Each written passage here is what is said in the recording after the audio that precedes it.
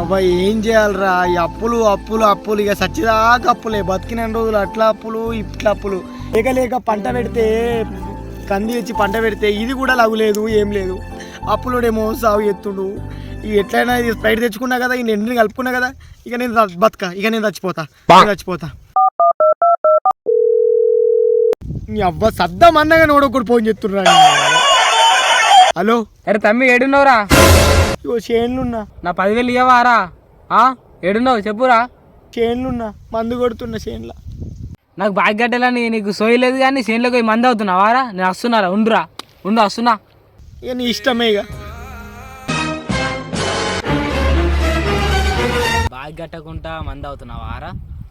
పైసలు ఇరా పైసలు తమ్మి నాకు గెలవకుండా అవుతావా రీవే